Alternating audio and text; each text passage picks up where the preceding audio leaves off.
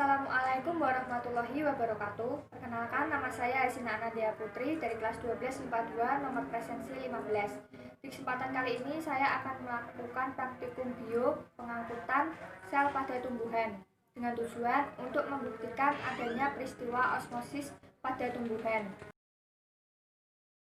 Adapun alat dan bahan yang dibutuhkan, yaitu alatnya ada 3 gelas dengan ukuran yang sama yang sudah diberi label. Terus ada pisau, penggaris, pengaduk, gelas ukur, timbangan, dan alat tulis. Kemudian bahan-bahannya ada kentang, garam, dan juga air. Langkah pertama, masukkan air 100 ml ke dalam gelas A. Kedua, buat larutan garam 10%. Pertama, taruh 100 ml air ke dalam gelas B. Lalu, masukkan 10 gram dalam timbangan dikit. Kemudian buat larutan C dengan ukur air sebanyak 100 ml. Lalu masukkan ke dalam gelas C.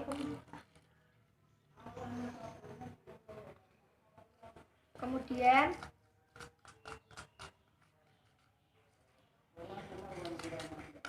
masukkan garam sebanyak 20 gram.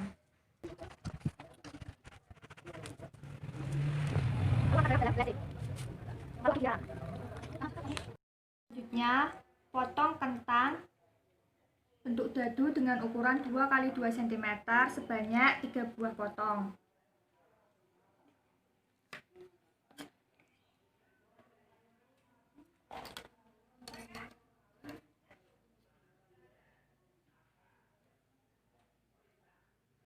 Setelah kentang dipotong, timbang satu persatu.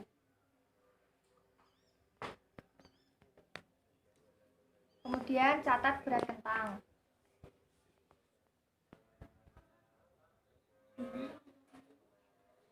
Lalu masukkan kentang ke dalam gelas A yang berisi air. Lalu kentang yang kedua kita timbang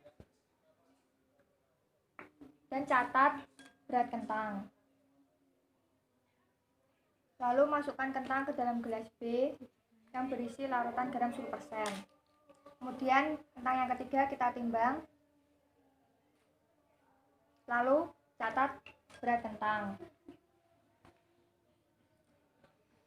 Kemudian masukkan kentang ke dalam gelas C yang berisi larutan garam 20%. Setelah direndam, tunggu hingga 20 menit. Setelah 20 menit direndam, ambil kentang A, lalu timbang beratnya. Kemudian catat pada tabel pengamatan.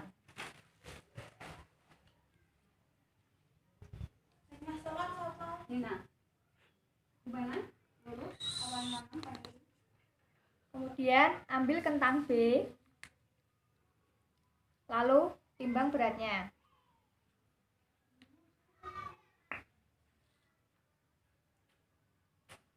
Kemudian catat. Lalu timbang berat kentang C.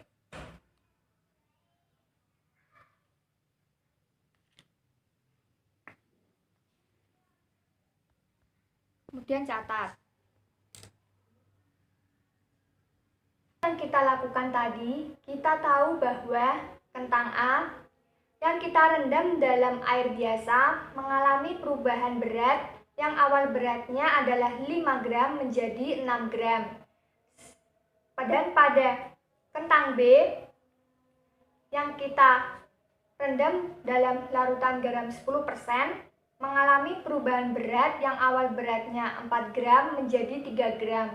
Dan pada kentang C yang kita rendam dalam larutan garam 20% juga mengalami perubahan berat yang awal beratnya 4 gram menjadi 3 gram. Lalu selanjutnya kita akan menjawab pertanyaan LKPD. Yang pertama, dari data yang diperoleh, apa yang terjadi pada kentang yang direndam dalam A. Air biasa, B. Larutan garam 10%, C. Larutan garam 20%. Pada kentang A yang kita rendam dalam air biasa mengalami difusi, di mana kandungan air yang ada di luar kentang lebih besar sehingga air cenderung masuk dan menyebabkan berat kentang bertambah atau hipotonis. Bisa kita lihat kentang A yang direndam dalam air biasa teksturnya masih keras. Sedangkan pada larutan garam 10% dan larutan garam 20%, sel-sel kentang mengalami kekurangan air, akibatnya terjadi plasmolisit.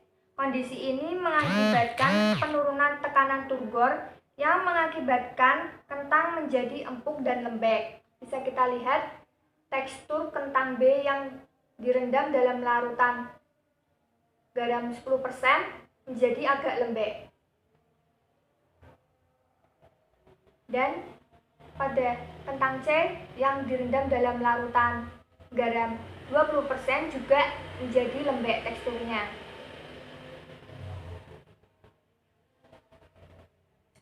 Dan penurunan berat kentang terjadi akibat perpindahan dari sel-sel kentang ke larutan yang semakin tinggi. Larutan yang digunakan atau hipertonis, maka akan semakin lembek kentangnya. Kondisi ini juga terjadi pada penurunan kentang. Kemudian soal yang kedua, apa yang dimaksud peristiwa osmosis? Osmosis adalah perpindahan molekul pelarut, contohnya air, melalui selaput semipermeabel dari bagian yang lebih encer ke bagian yang lebih pekat, atau dari bagian yang konsentrasinya pelarut rendah ke tinggi. Membran semipermeabel harus dapat dilewati oleh pelarut, tetapi tidak boleh oleh zat terlarut, yang mengakibatkan gradien tekanan sepanjang membran. Kemudian kesimpulan, dari praktikum yang kita lakukan tadi dapat kita simpulkan bahwa peristiwa osmosis terjadi pada kentang yang direndam dalam larutan air garam karena konsentrasi dalam sel kentang lebih rendah dibanding dengan konsentrasi pada larutan air garam, sehingga zat dari dalam sel kentang akan keluar ke dalam larutan tersebut dan menyebabkan tekstur kentang semakin lembek, ketebalannya semakin menipis, dan bentuknya pun semakin kisut, di mana osmosis merupakan perpindahan zat pelarut dari larutan yang konsentrasinya rendah ke larutan yang konsentrasinya tinggi melalui membran semipermeabel. Demikian praktikum kali ini. Mohon maaf bila ada salah kata. Terima kasih. Wassalamualaikum warahmatullahi wabarakatuh.